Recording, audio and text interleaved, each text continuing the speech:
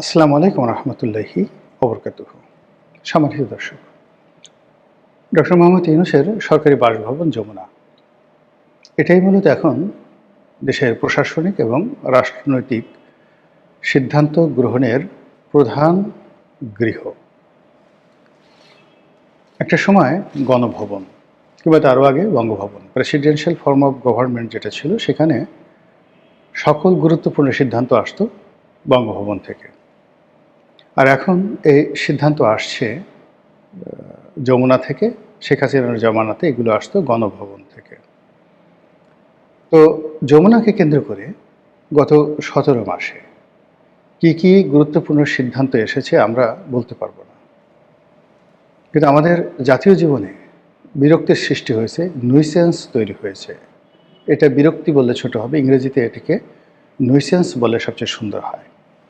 তো নুইসেন্স তৈরি হয়েছে এরকম অসংখ্য শত শত ঘটনা আপনাদের মনে আছে।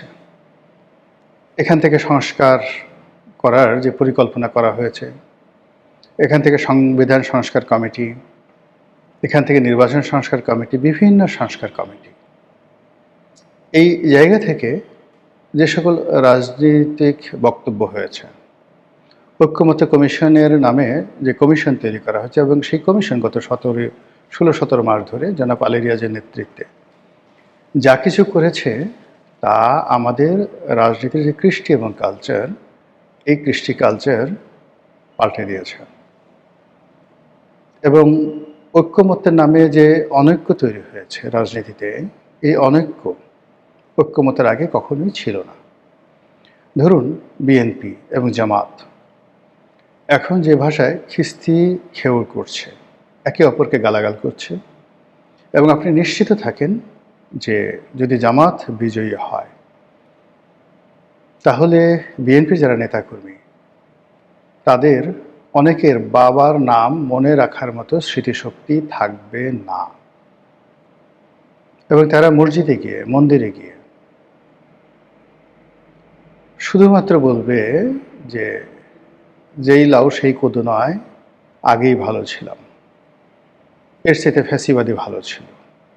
আবার উল্টো, ধরুন বিএনপি ক্ষমতায় এলো, তখন জামাতের উপরে যে 1, 2, 3, 4 স্লোগানের প্রতিশোধ নেওয়া হবে, টিনের চালের কাউয়া, এটা যে প্রতিশোধ নেওয়া হবে, এটা স্বয়ং তারেক রহমান সাহেব চেষ্টা করলেও তিনি বন্ধ করতে পারবেন না। গত 17 মাসে যে স্কুল কলেজ থেকে শুরু করে বিশ্ববিদ্যালয়, পথঘাট মাঠ থেকে শুরু করে বিপণী বিতান, সব জায়গাতে বিএনপির লোকজন যেভাবে জামাতের লোক দ্বারা নানাভাবে থ্রেটের শিকার হয়েছেন, বঞ্চিত হয়েছেন কিংবা বাধাগ্রস্ত হয়েছেন, এটার একটা দফা রফা হবে যদি বিএনপি জয়লাভ করে। তো এই যে ক্রোধ, এই যে বিভেদ, এই যে বিসংবাদ, চারিদিক থেকে কিলবিল করছে, একে অপরের বিরুদ্ধে ক্রোধান্বিত হওয়ার জন্য তারা সুযোগ খুঁজছে। কার কত শক্তি, কে বিজয় হবে, এটা বড় বিষয় নয়। বিষয় হলো যে আমাদেরকে প্রতিশোধ নিতে হবে। এই জিনিসগুলো যে তৈরি হলো, এই তৈরি হয়েছে ঐক্যমত্য কমিশন থেকে। এখান থেকে একজন আরেকজনের বিরুদ্ধে লেগে গেছে, অথবা একজন আরেকজনের বিরুদ্ধে বিষোদ্গার করেছে, একজন আরেকজনের বিরুদ্ধে, একজন একজনকে আরেকজনের বিরুদ্ধে লাগিয়ে দেওয়া হয়েছে। আর এর যে মাস্টার মাইন্ড, এর যে সূত্র, এর যে শুরুটি, এটি হয়েছে কোত্থেকে? এই যমুনা থেকে। এই যমুনার সঙ্গে শাহবাগের একটা সম্পর্ক হয়ে গেছে, যমুনার সঙ্গে রাজুর একটা সম্পর্ক হয়ে গেছে। কোমলমতি যারা বিপ্লবী ছিলেন, যারা এই বিপ্লবের সময়টিতে নিজেদের জীবনকে তুচ্ছ করে তারা সাবেক রেজিম, তাদের বিরুদ্ধে প্রাণান্ত লড়াই করেছে, কোনো সন্দেহ নেই। দ্বিতীয় যে বিষয়টি ছিল, তারা এই বিপ্লবের পর on good faith and good trust doctor Mohammad ইউনূসকে তারা এনেছিলেন নেতা হিসেবে, এবং তাদের সেই সিদ্ধান্তকে পুরো জাতি অভ্যর্থনা জানিয়েছিল, সমর্থন জানিয়েছিল। এর কারণ হলো যেভাবেই হোক তিনি নিজে, ডক্টর মোহাম্মদ ইউনূস নিজে, অথবা তার যারা পেট্রন ছিলেন, মানে তাকে যারা ডক্টর মোহাম্মদ ইউনূস বানিয়েছেন, সেই পশ্চিমা শক্তি তাকে নোবেল পুরস্কার দিয়ে, তাকে হাজার হাজার পুরস্কার দিয়ে, পশ্চিমা দেশে বিভিন্ন বিশ্ববিদ্যালয়ের আচার্য বানিয়ে বা ভাইস চ্যান্সেলর বানিয়ে বা চ্যান্সেলর বানিয়ে তাকে যেভাবে আকাশের তারকা হিসেবে প্রতিষ্ঠিত করা হয়েছে, তাতে করে জুলাই আগস্ট বিপ্লবের পরে যখন বিপ্লবীরা তার নাম উচ্চারণ করলেন প্রধান উপদেষ্টা রূপে, সকল মানুষ হৈ হৈ করে উঠল যে এর চাইতে ভালো সিদ্ধান্ত হয় না। এবং নিঃসন্দেহে ডক্টর মোহাম্মদ ইউনূসের নেতৃত্বে আমরা ইউরোপ এবং আমেরিকার সমপর্যায়ের একটি সভ্য এবং উন্নত জাতি হয়ে পড়ব।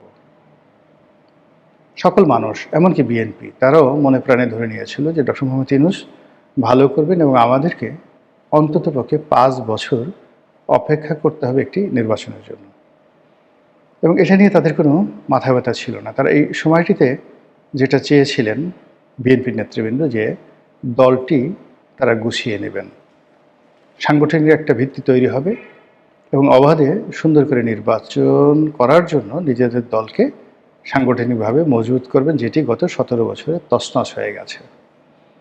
কিন্তু ডক্টর মোহাম্মদ ইউনূস বা তার যারা সঙ্গী সাথী বা তার যারা পেট্রন ছিলেন, তারা বাংলাদেশের মানুষের মন মানসিকতা বুঝতে পারেননি।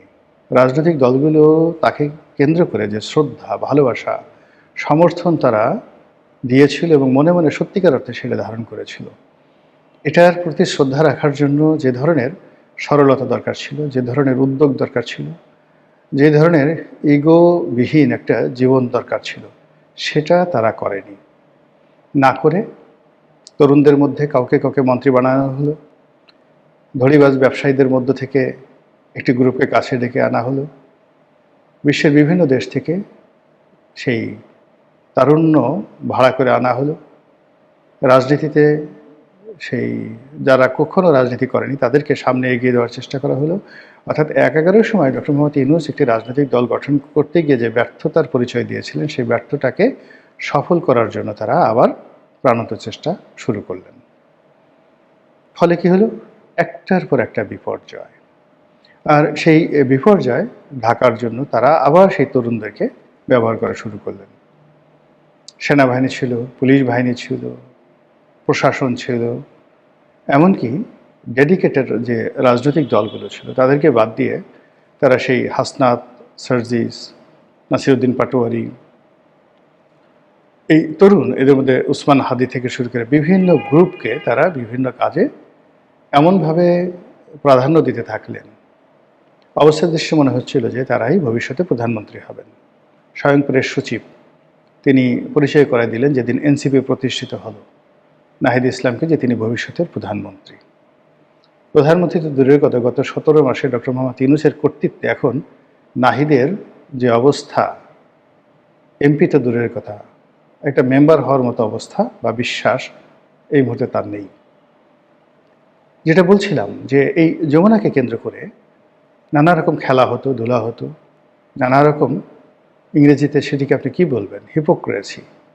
এই তোরা রাজুতে আয়, এই তোরা যমুনাতে আয়। এই যমুনার সামনে নাটক তৈরি করা হতো।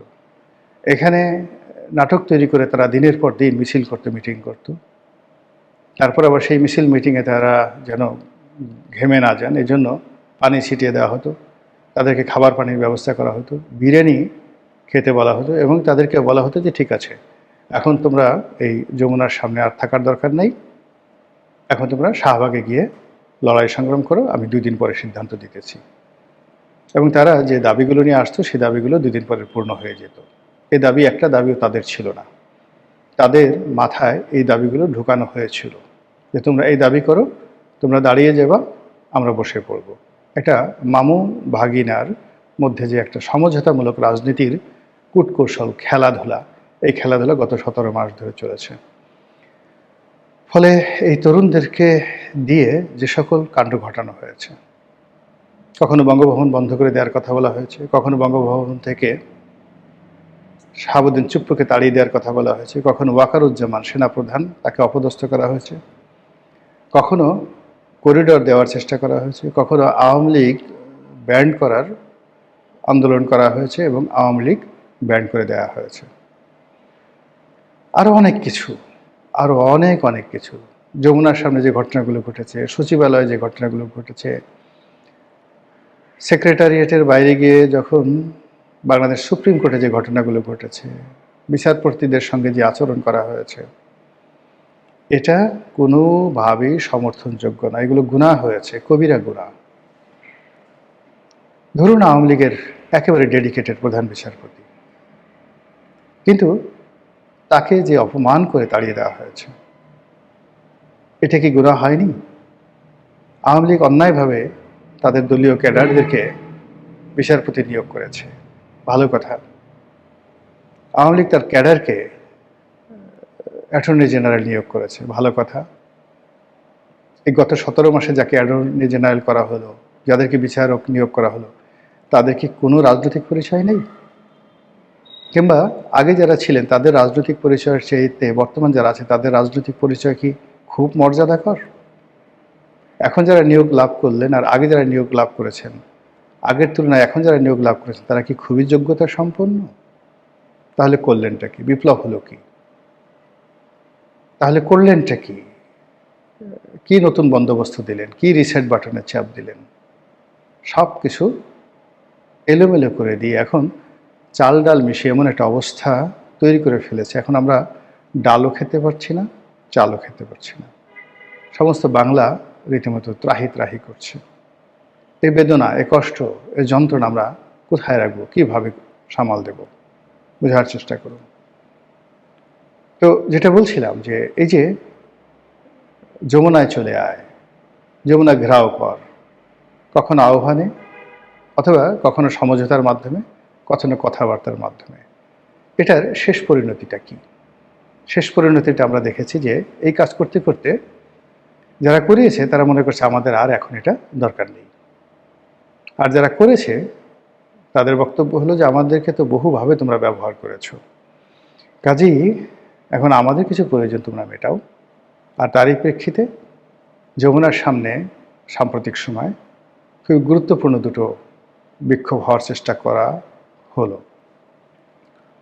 একটি হলো সরকারি কর্মকর্তা কর্মচারীদের বেতন ভাতা যে বৃদ্ধি করা হয়েছে সেটি বাস্তবায়নের দাবিতে সরকারি কর্মচারীদের একটি মিছিল, ভীষণ রকম সেন্সিটিভ।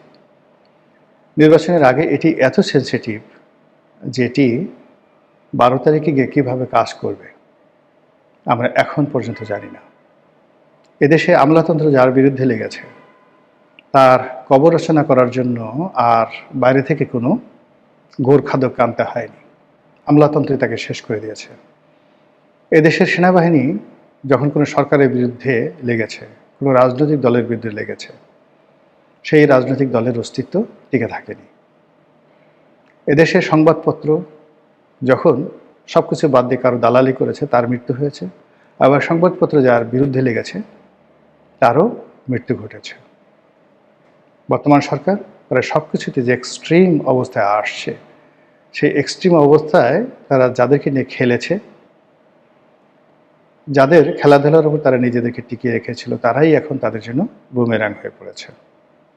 এরই প্রেক্ষিতে যারা যমুনাতে এসেছিল গত শুক্রবার দিন, সারাটা দিন তারা সেখানে প্রাণান্ত চেষ্টা করেছে, হয়তো দাবি আদায়ের জন্য, হয়তো নাটক করার জন্য, হয়তো কারো পরামর্শ অথবা নিজেদের ক্রোধ এবং ক্ষোভের জন্য, এটা প্রশমিত করার জন্য, আমরা জানি না।